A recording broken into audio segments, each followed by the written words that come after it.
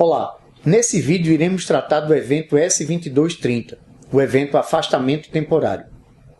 Nesse evento, o empregador informa ao E-Social a ocorrência de afastamentos temporários cuja informação o manual de orientação do E-Social define como obrigatória. Um pouco mais à frente nós iremos mostrar quais são esses afastamentos de informação obrigatória. O empregador informando o afastamento, ele vai primeiro dizer o dia que iniciou o afastamento temporário, o motivo desse afastamento, de acordo com a tabela número 18 do E-Social. Lá estão listados todos os motivos de afastamento temporário com seus respectivos códigos. Se esse afastamento ele é decorrente de uma doença ou de um acidente, o empregador informa também os dados relativos ao atestado médico, a quantidade de dias desse atestado, a identificação do médico que emitiu o atestado e ainda, se essa doença ou esse acidente são relacionados ao trabalho, o empregador informa também a classificação internacional de doença, o que muitos chamam de CID. Então, se esse afastamento é decorrente de um acidente de trabalho ou doença profissional, o empregador informa também a CID. Se é decorrente de uma doença de qualquer natureza ou de um acidente de qualquer natureza, a informação da CID não é obrigatória. O empregador pode também aproveitar o próprio evento de afastamento temporário para já informar o retorno desse afastamento temporário. Mas isso só é possível se na data do envio do evento de afastamento temporário o empregado já tiver retornado do afastamento ou se esse retorno irá cair nos 60 dias seguintes à data do envio da informação.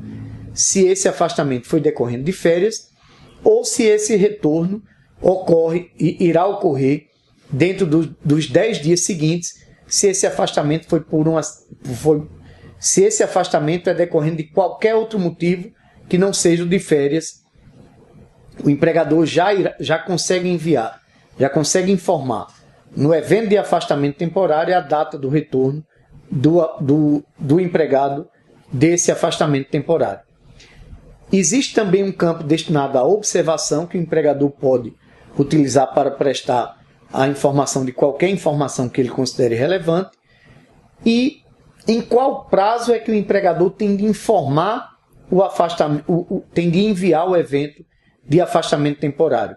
A regra geral é que esse evento tem de ser enviado até o dia 7 do mês seguinte ao do início do afastamento, salvo em casos em que esse afastamento é decorrente de uma doença do trabalho, é decorrente de uma doença de qualquer natureza ou de um acidente de qualquer natureza, sejam eles relacionados ou não ao trabalho. Quando o empregado atinge 16 dias de afastamento, o empregador tem de, no máximo nesse dia, enviar o evento de afastamento temporário para informar, nesse caso, ao INSS que o empregado, a partir daquele dia, já tem direito de receber o auxílio-doença da Previdência Social. Então, apenas nesse caso é que tem de haver essa antecipação da informação do envio do evento de afastamento temporário. Em todos os outros casos, a informação tem de ser enviada no dia 7 do mês seguinte ao do início do afastamento temporário. Por exemplo, o empregado inicia o gozo de férias no dia 5 de julho. Quando é que o empregador tem de enviar ao E-Social o evento de afastamento temporário? No caso, até o dia 7 de agosto, que é o dia 7 do mês seguinte ao do início do afastamento temporário. Agora iremos mostrar, de acordo com o manual de orientação do E-Social, quais são os afastamentos temporários de informação obrigatória. O primeiro deles é o afastamento decorrente de férias. O empregador tem de informar ao E-Social o início do gozo de férias. No caso de férias fracionadas em até 3 períodos, agora permitido pela reforma trabalhista, se o empregado fracionou suas férias em até 3 períodos, o empregador irá enviar 3 eventos de afastamento temporários, indicando em cada um deles o dia do início do gozo e quantos dias de gozo de férias esse empregado teve. Outro afastamento temporário é o afastamento decorrente de licença maternidade, de aposentadoria por invalidez, o afastamento decorrente de acidente ou de doença profissional, mesmo ele tendo duração de um dia apenas, ele tem de ser informado ao E-Social, e se esse acidente ou essa doença não são relacionadas ao trabalho, apenas os afastamentos de 3 dias em diante é que têm de ser informados ao E-Social. O afastamento decorrente de cárcere, quando o empregado estiver preso, o afastamento decorrente do exercício de cargo eletivo, o afastamento decorrente de cessão, quando o empregador cede o seu empregado para outro empregador.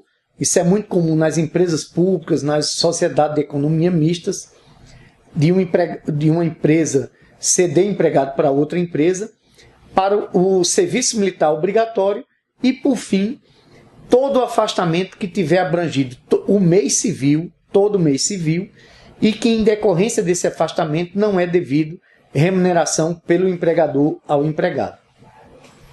Esses são os afastamentos de informação obrigatória. O empregador é obrigado a informar esses afastamentos.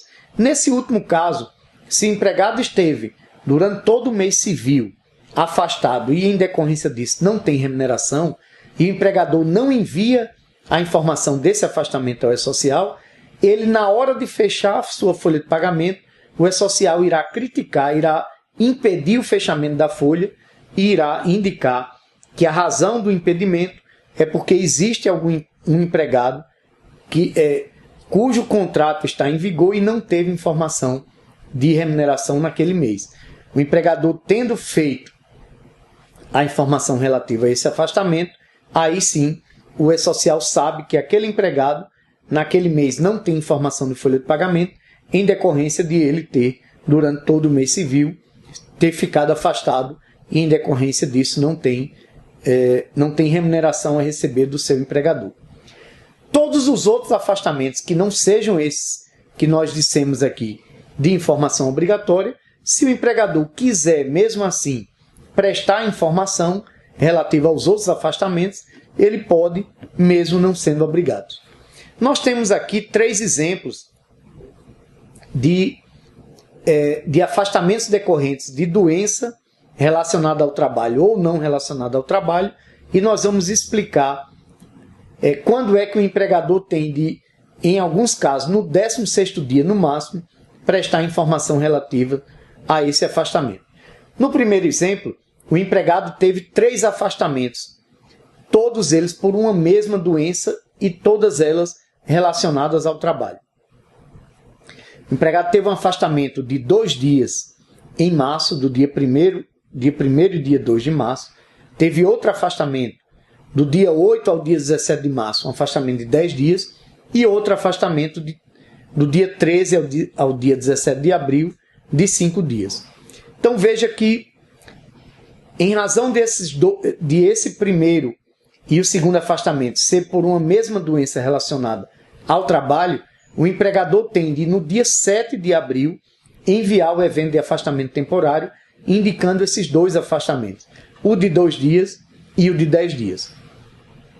Mas o empregado, depois do dia 7 de abril, no dia 13 de abril, esse empregado volta a ter um novo afastamento pela mesma doença, já dos 2 afastamentos anteriores.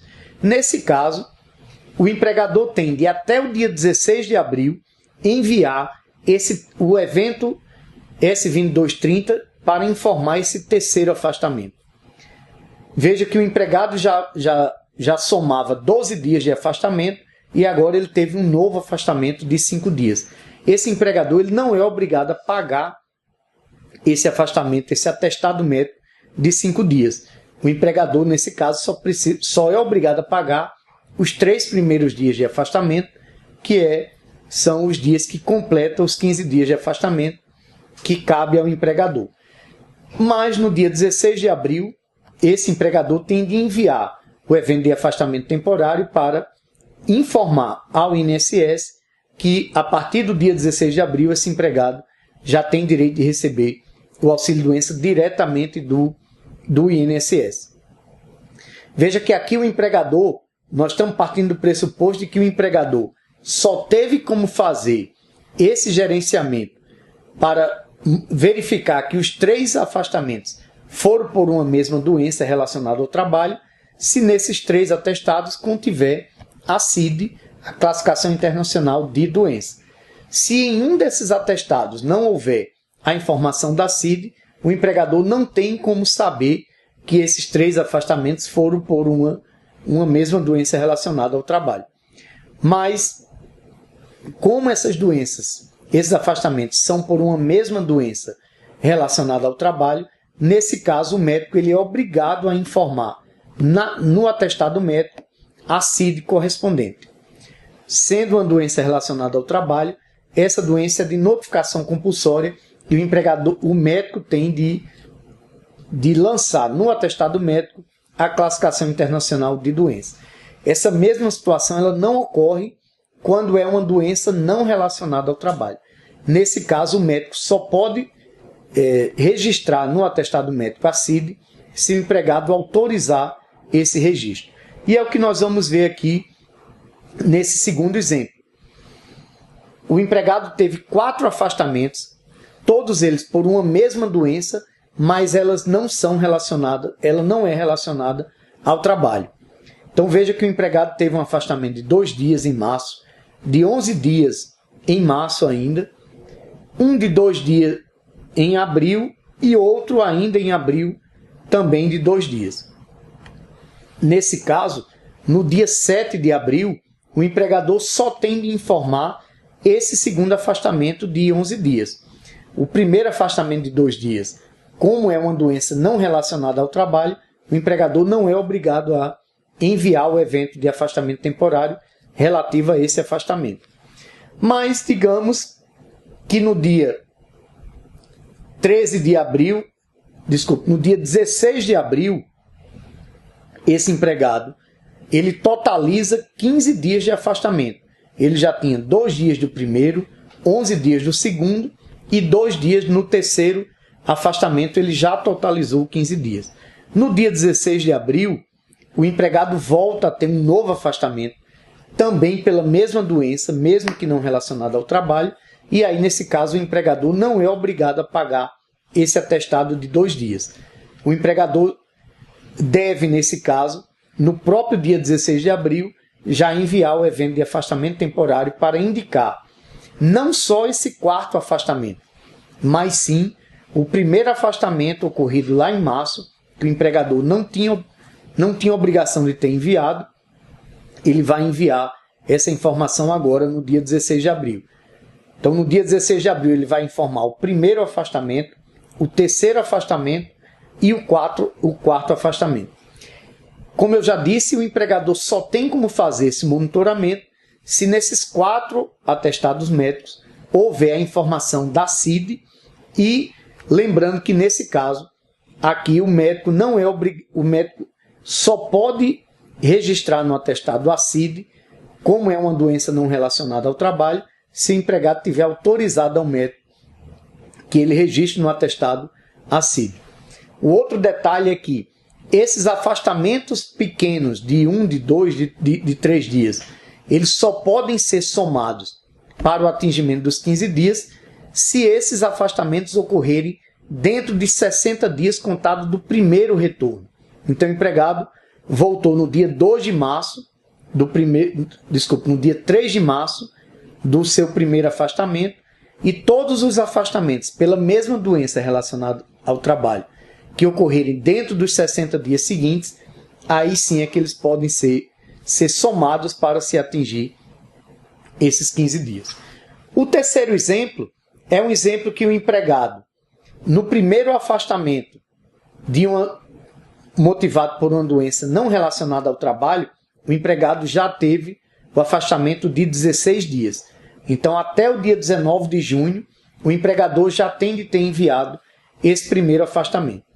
Do dia 20 de junho, contados os 60 dias para frente, dentro desses 60 dias, o empregado teve um novo afastamento motivado pela mesma doença pela mesma doença do primeiro afastamento. Ele teve um afastamento de 2 dias, do dia 10 de agosto ao dia 11 de agosto.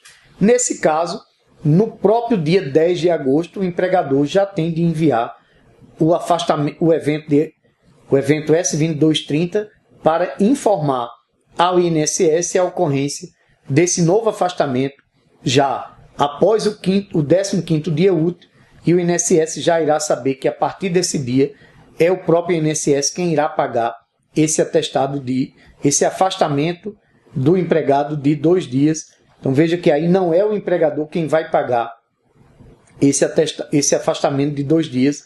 Nesse exemplo, é o próprio INSS quem paga a partir desse dia, do primeiro dia dos 2 dias de afastamento. Lembrando que tudo isso só é possível se, nesse exemplo aqui, se nos 2 atestados médicos houver a informação da CID registrada pelo médico. Aí sim é que o empregador terá como saber se os 2 afastamentos foram ocasionados pela mesma doença. Até o próximo vídeo.